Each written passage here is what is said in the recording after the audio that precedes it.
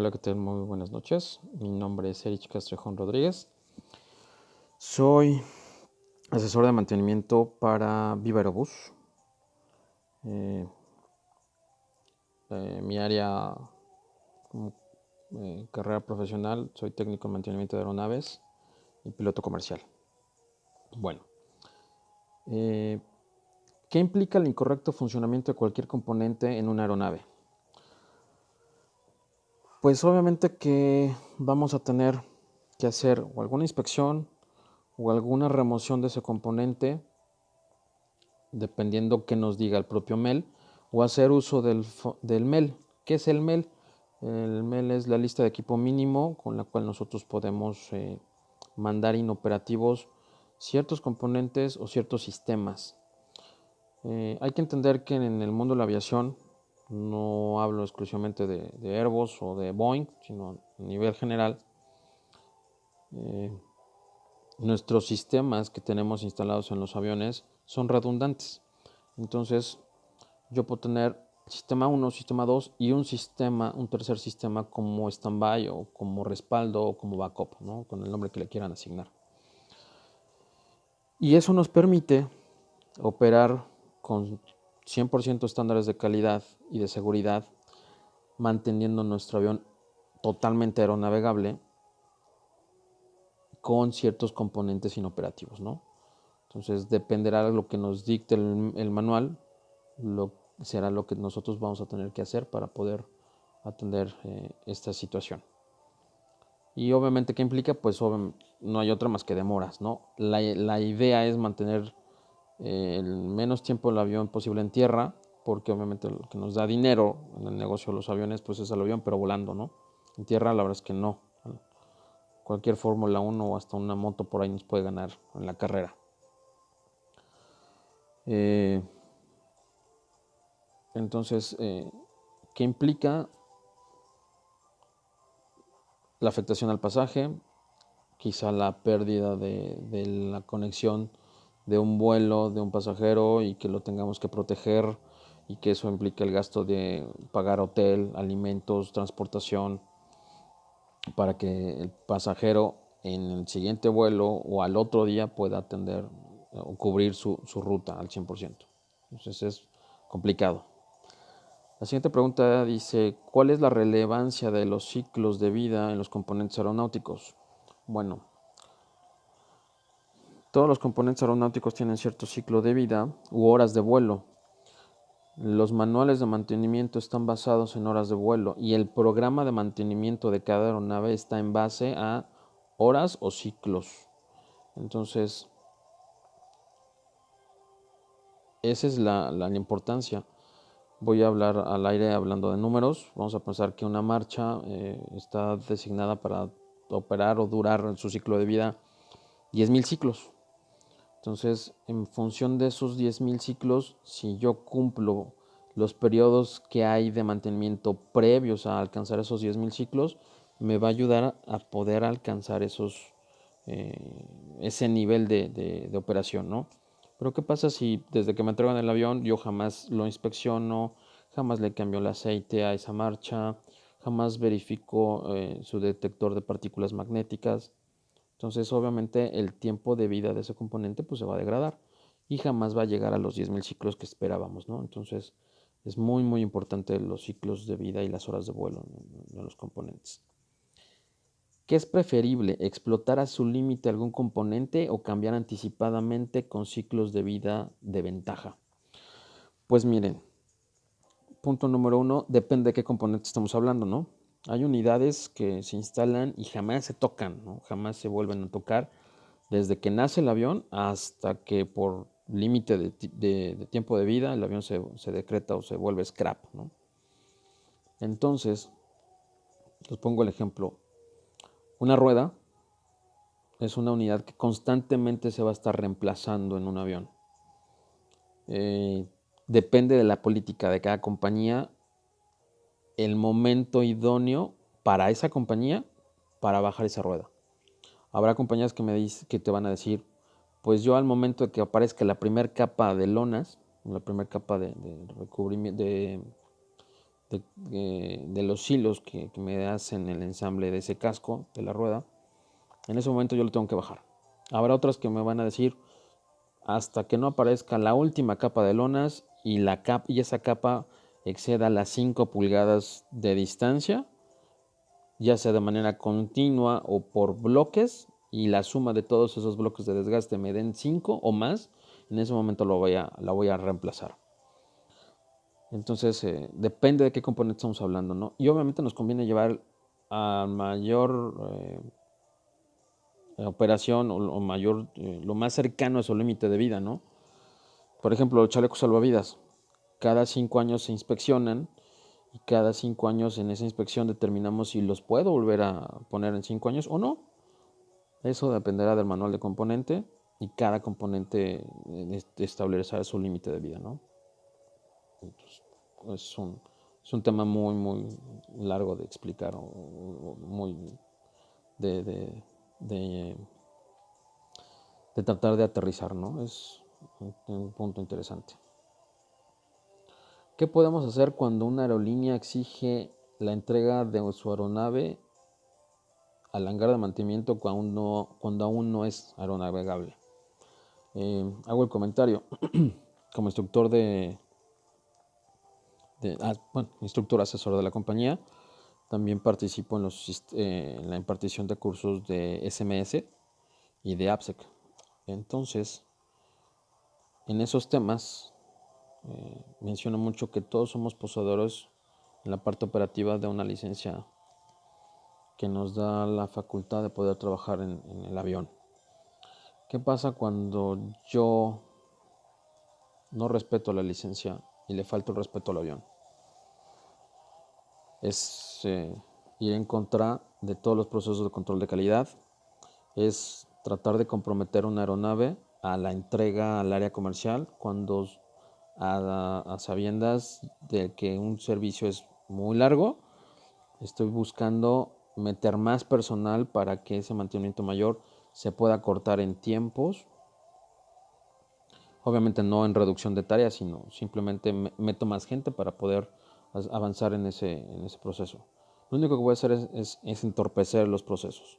Entonces, hace mucho yo aprendí, soy egresado del CIAC, entonces uno de los instructores del CIAC nos decía que no hay poder humano, literal, que te pueda hacer firmar un documento o una tarea que tú no hayas realizado o que tú no hayas supervisado o que tú no hayas visto. Entonces, si por ahí alguien te dice, porfa, fírmala porque ya con esto acabamos el servicio, oye, pero yo no la vi. No, pero échame la mano. No, pues yo no vengo a cooperar con la compañía. Yo vengo a hacer un proceso de seguimiento de manuales y en ese procedimiento de seguimiento de manuales yo mantengo la aeronavegabilidad de un equipo de vuelo. Para eso me contratan, ¿no? Para eso es un personal técnico aeronáutico. Sea supervisor, sea inspector, sea técnico en aviación. Entonces, no hay. Y en el personal, pues sí, te pueden gritar muy feo los jefes y decirte que no sé qué, pero pues con la pena, ¿no? Si el avión está, está. Si el avión no está, pues no está. Dice, y obviamente, ¿qué podemos hacer? Bueno, pues la herramienta del SMS nos permite, pues no, vamos a decirlo, poder generar ese tipo de reportes de manera clara, precisa, concreta y sobre todo que no haya ese tipo de represalias que anteriormente existían, ¿no? Ah, no me firmaste de mí te acuerdas, ¿no? Oye, pero vas a querer vacaciones, ¿no? Entonces, ese tipo de situaciones y de juegos que no se deben de dar, los puedes tratar de ir mitigando a través de tu sistema SMS, ¿no? Para eso es. ¿Qué debemos de inspeccionar continuamente? Perdón, dice, ¿por qué debemos de inspeccionar continuamente la labor de los técnicos al cambiar componentes de la aeronave? Ok, primero les diré que hay componentes en los que yo no puedo cambiar el componente del motor 1 y partir al motor número 2 y hacer el mismo cambio. Son componentes críticos o tareas de alta criticidad. Entonces, pues primero ubicarme en ese aspecto. Luego, número 2, en la aviación a veces los inspectores o los supervisores empiezan a desarrollar esa parte de psicólogo, porque no es lo mismo que te llegue tu personal descansado, bien comido y bien preparado en entrenamiento o en capacitación, o pelearte con alguien que viene desvelado, que no comió y que la razón es porque le acaban de avisar que su mamá o su hermana o algún familiar está con fase terminal de cáncer, ¿no? Entonces esa persona, aunque quiere estar al 100% concentrado en su trabajo, no lo va a poder realizar al 100%. Y si cometo el error como supervisor de asignarle el cambio de la marcha al motor 1 y después el cambio de la marcha al motor número 2 del mismo avión, bueno, o sea, el avión lo estoy poniendo en el punto más crítico, ¿no?, de seguridad. Normalmente se asigna un técnico para el motor 1 y a otro técnico para el motor 2. Lo ideal sería que un inspector verifique el procedimiento de remoción o de instalación de la marcha o del componente que sea en el motor 1 y otro en el motor 2. A veces por falta de tiempo, perdón, no de tiempo, sino de personal, el inspector es el que monitorea los dos, pero jamás un mismo técnico es el que hace ese tipo de reemplazos, ¿no? O no toca componentes o sistemas que son duales. Siempre los segrego para, si uno me tocó bueno, no me puedo tocar otra vez el mismo sistema en el otro motor. Entonces, ahora, ¿por qué es importante estar verificando la tarea o los desempeños de los técnicos? Porque a lo mejor el técnico, como les decía, viene con una situación muy crítica en casa, o quizás simplemente se peleó con la esposa, ¿no?, o con la novia, o simplemente pues tiene una deuda muy fuerte y esa deuda no le permite estar concentrado en lo que tiene que hacer. Factores hay muchos, ¿no?, que nos pueden sacar de nuestra conciencia situacional y complicarnos la vida. Entonces, ahí mucho cuidado, ¿no? Por eso debe de haber ciertas barreras, ¿no? Existe un modelo que le decimos el queso Gruyère, que nos habla el modelo de James Reason, que pone ciertas barreras para evitar que el peligro o el error pase a través de todas las diferentes barreras y nos pueda generar un accidente o un incidente. Como que aquí lo crítico es que no estamos jugando con canicas y monedas, ¿no? Estamos jugando con la vida de personas. No solamente las que están a bordo del avión, o los que lo vuelan, o los que atienden el avión en vuelo, sino con las personas que seguramente van a ser afectadas porque el avión se les va a caer encima en tierra, ¿no? Entonces, es un trabajo muy hermoso, muy, muy bonito, muy gratificante, pero con un alto grado de responsabilidad.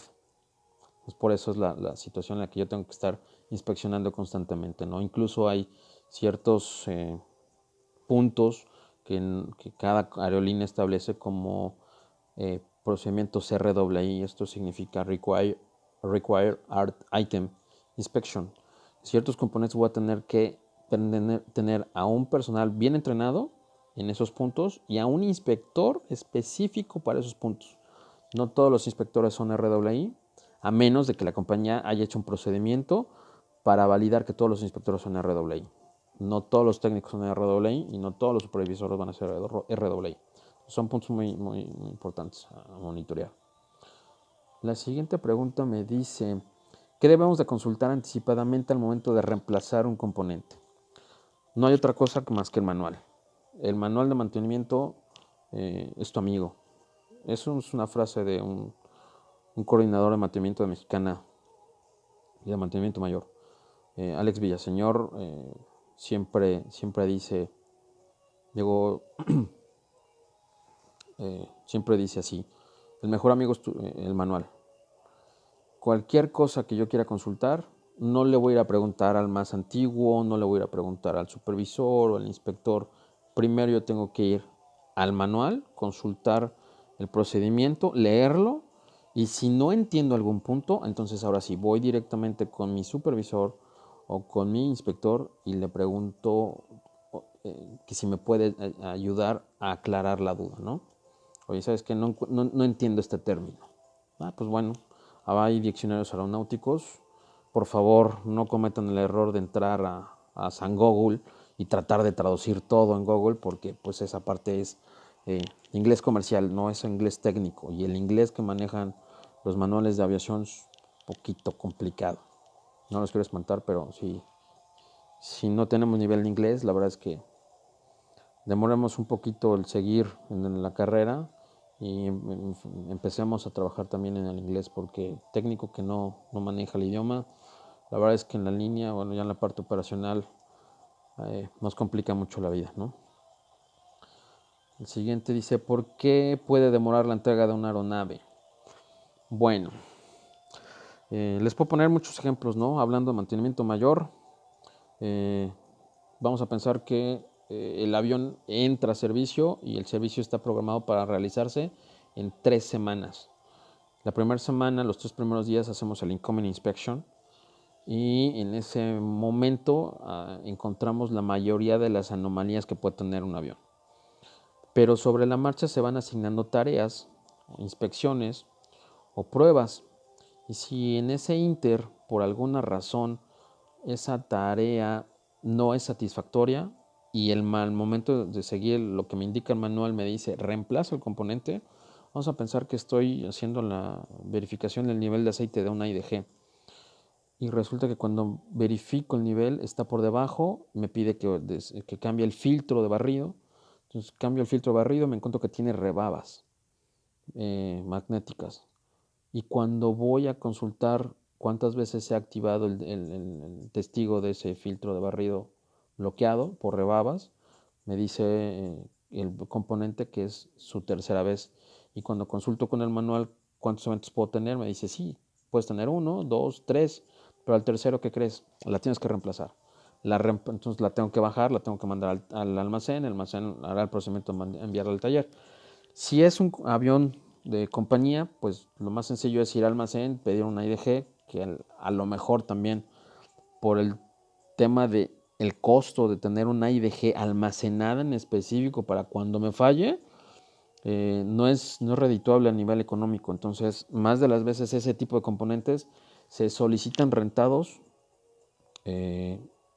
para poder solventar el tiempo que se va a tardar en regresar esa unidad. Ahora, problema, ¿qué pasa si ese avión no es de aerolínea? Es un avión de servicio a terceros y al momento de hacer el contrato, el propio contratante dice que yo tengo que bajar la unidad, mandarla al almacén para que se vaya al taller y esperar a que el taller me la regrese ya serviciable. Entonces, quedamos que íbamos en la semana 1 y si por ahí el tiempo de entrega de una IDG se va a 15 días, pues técnicamente ya vamos a comprometer la entrega a tiempo del avión, ¿no? Eso por hablar solamente de un componente, pero no es uno. O sea, la inspección de un tobogán y que se encuentre fuera de rango ya nos puso la operación complicada, ¿no? Si accidentalmente se extiende, bueno, peor. Los cartuchos de detonación de las botellas extintoras para los agentes de control de fuego en el motor también nos pueden complicar la vida, ¿no? Por el hard time. No son componentes tan sencillos de decir, sí, tengo 10 en el almacén y ahorita los traigo, ¿no? Entonces, eso es hablando de mantenimiento mayor, en overhaul, ¿no? ¿Qué pasa si, por ejemplo, estoy en línea, el avión llega de vuelo y empiezo a hacer la inspección y al momento de llegar al motor número 1 veo que tiene un pajarazo, ¿no? Un pájaro desafortunadamente se incrustó en el motor y empiezo a hacer la revisión y resulta que no se fue por el flujo secundario, se fue por el flujo primario, que es el que se va al compresor, y entonces voy a tener que hacer un boroscopio, voy a tener que meter una camarita para ver en ciertos puntos del motor qué tantos daños pudo haber causado, ¿no? A lo mejor pasó y salió y no pasó absolutamente nada, no dañó nada, pero eso no lo puedo saber hasta que yo entre y empiece a monitorear dentro ya del motor. Entonces, pues eso nos puede complicar la salida del avión. Y estoy hablando de un avión que está yendo y viniendo en operación normal, ¿no? En la parte de línea. ¿Cuánto tiempo? Échale mínimo de 4 a 5 o 6 horas en lo que el motor se enfría, Personal técnico abre, remueve los puertos de inspección, el inspector va por el file de ese motor, empieza a hacer el proceso de inspección y mantenimiento lo apoya para hacerlo lo más rápido y de manera segura posible y compara el esquema que ya tenía previo con lo que tiene ahora a la vista y si todo está en orden, bueno, pues muchachos, tapamos, frenamos, bueno, tapamos, torqueamos, frenamos, cerramos, arrancamos motores para verificar que no haya fugas, que no haya nada anormal, todos parámetros en verde y lo liberamos otra vez a volar, ¿no? Entonces, o sea, situaciones de demora puede haber muchísimas, ¿no? Muchas. La siguiente pregunta dice, ¿por qué es muy importante el rol del factor humano en mantenimiento aeronáutico? Bueno, muchachos, como les decía, contestando por qué hay que inspeccionar los cambios de componente. El factor humano siempre nos va a ayudar a tener o a mantener esa conciencia situacional, a mantener ese liderazgo, a mantener esa comunicación asertiva y esa respuesta de manera correcta. Si yo no tengo conciencia de qué es el factor humano, no lo hago una herramienta de trabajo. Así como técnico yo sé que tengo mi caja de herramientas y tengo mis pinzas de punta de pato, mis pinzas de corte, mis pinzas de jalón y tengo mi autoclay y la matraca y el maneral para romper el torque y la matraca para llegarlo y después voy a utilizar el torque para poder dar el valor de apriete correcto. Otra herramienta muy importante en la aviación es el factor humano. Varias generaciones del factor humano. Empezó originalmente con pilotos, después se extendió a cabina, después se fue a tierra y después obviamente llegó el momento de involucrar a mantenimiento, ¿no? Entonces ya no es el factor humano por decir, el CRM, no, el CRM lo dejamos para crew y ya hay un curso específico que se llama MRM, ¿no? Maintenance Research Management, que nos ayuda a ir entendiendo cuáles son las situaciones que nos pueden poner en riesgo, ¿no? Y bueno, entre ellos se estudia mucho el modelo de James Reason, el modelo Shell. Entonces, entendiendo todos esos componentes que nos da el modelo Shell, el entorno, el factor del hardware y del software y el liveware que somos nosotros y el liveware que van a ser nuestros compañeros o nuestros supervisores, nos va a ayudar a llevar de la mejor manera los procesos de mantenimiento. La siguiente pregunta dice, ¿qué tanto puede afectar el factor humano en mantenimiento? Pues ya les puse el ejemplo al principio, ¿no? De qué pasa si llego yo con la información de, vamos a ponerlo más crítico, ¿no? Pues me encuentro casado y resulta que hoy llego y lo primero que me encuentro al llegar a casa es un acta de, la notificación de un citatorio para un divorcio, entonces pues, no vas a llegar concentrado, ¿no? La noticia de que tu papá está en el hospital, o más crítico, ¿no? Falleció tu papá o tu mamá, tu hijo, tu esposa. Obviamente vas a tener el tiempo para cubrir ese duelo, te lo proporciona la compañía, pero cuando tú regresas a la parte operativa, bien o mal, el técnico que está alrededor tuyo tiene que saber qué te pasó, porque él es el que está conviviendo contigo y sabe cómo trabajas. Entonces, también el inspector sabe cómo trabajas, cuál es tu nivel, cuál es tu estándar.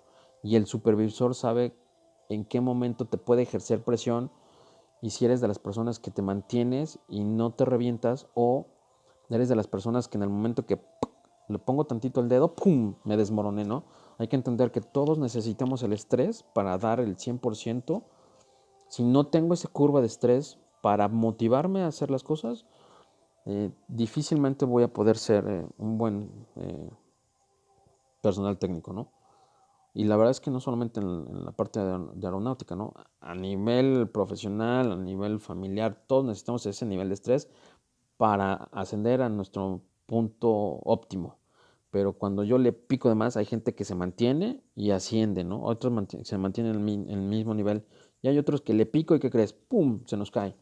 Entonces, es muy importante el factor humano. ¿Cuánto me puede afectar? Bueno, pues el accidente más grande que se ha dado en la historia en Tenerife, pues fue factor humano, ¿no? Un capitán, el capitán insignia de KLM, se brinca todos los protocolos, todos los procedimientos, se conjuga que no era un aeropuerto usual para ese tipo de operaciones con 747, había neblina, el controlador de tráfico aéreo no dominaba el idioma inglés al 100%, era la primera vez que el Panam aterrizaba en ese aeropuerto, los pilotos pues estaban tratando de ubicarse cómo estaban las calles de rodaje y bueno, se da la colisión de los dos colosos del aire, ¿no? Entonces, pues sí, siempre el factor humano tiene que ver mucho. Entonces, recomendación, si te toca un supervisor estresado, no te estreses tú, platica, dialoga con él, y si de plano el supervisor no, existe el inspector que te puede echar la mano para mediar las cosas, para que las cosas no se salgan de control, ¿no? O con tus propios compañeros, ¿no? A veces el liderazgo no se da en la cadena de mando, ¿no? No necesariamente siempre el inspector o el supervisor van a ser los líderes. Por experiencia, más de las veces, el líder es cualquiera del personal que está dentro de ese grupo de trabajo, ¿no? Y en lugar de ser un grupo de trabajo, hay que hacer equipos de trabajo, ¿no? Es muy importante el factor humano. La siguiente pregunta dice, ¿por qué afecta el mercado de componentes genéricos en mantenimiento? Bueno, punto número 1. Primero, obviamente el fabricante te recomienda que instales piezas o componentes que él mismo está avalando al momento de haberlas instalado en ese avión. O sea, por ejemplo, vamos a hablar, no sé, de las bombas hidráulicas, ¿no? Entonces, para este fabricante, las mejores bombas hidráulicas son Vickers.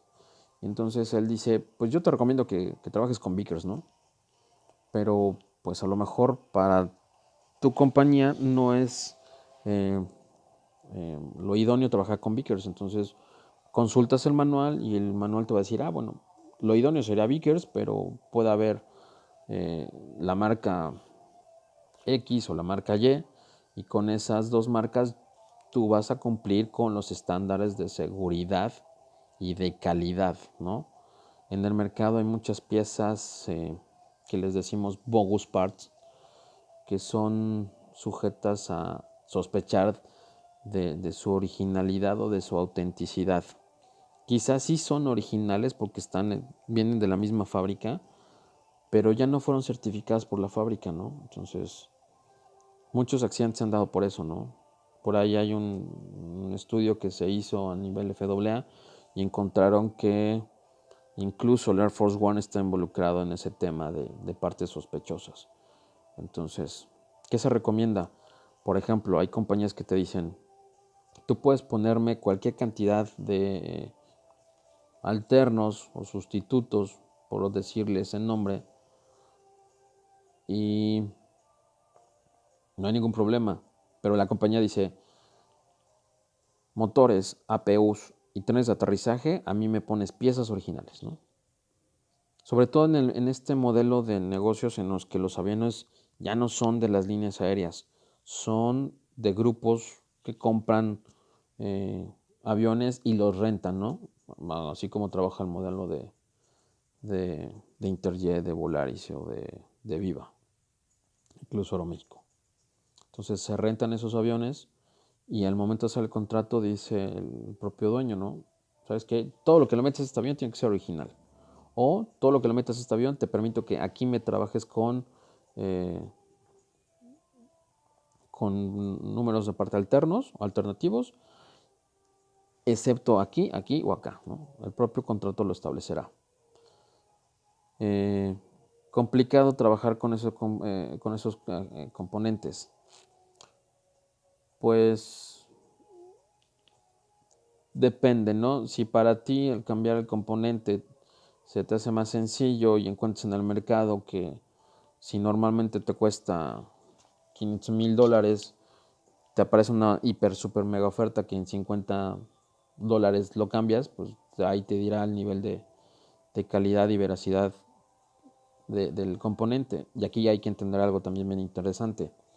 A lo mejor el componente como tal cuesta $100,000, ¿no? Pero la etiqueta que le da la trazabilidad y la autenticidad, la documentación que debe de acompañar a este componente, es la que cuesta más. Entonces, comprar componentes originales o con su documentación correcta, pues es lo más seguro, es lo más recomendado. Cuando yo compro componentes en los que, pues, oye, y la 8130, que es como el acta de nacimiento de los componentes, no, pues no la tengo, ¿no? Pues ¿qué crees? Pues yo de entrada, al momento de hacer mi incoming inspection en el almacén, pues lo descarto, ¿no? Ya no lo utilizo. Oye, viene con toda la 8130, pues viene el 8130, todo el pedimento la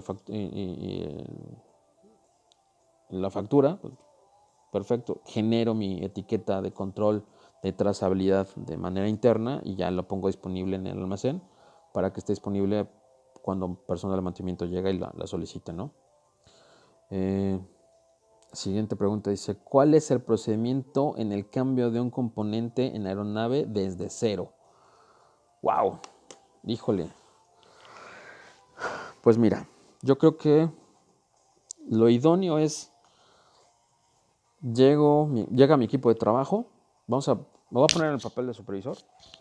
Yo soy el supervisor, recibo la papelería, empiezo a revisar qué es lo que voy a tener programado para esta noche y veo que hay tareas en cabina de pilotos que voy a tener que trabajar con presión hidráulica, con el movimiento de las superficies de controles de vuelo.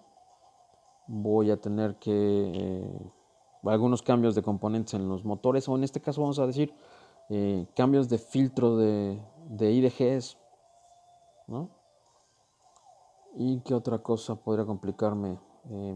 Pues nada, ese sería un turno sencillo, normal, ¿no? Y además, obviamente, los procesos de inspección, ¿no? El servicio de pernocta, el servicio de 48 horas, el semanal o el diario, dependiendo cuál sea como que te haya asignado el departamento de programación y control.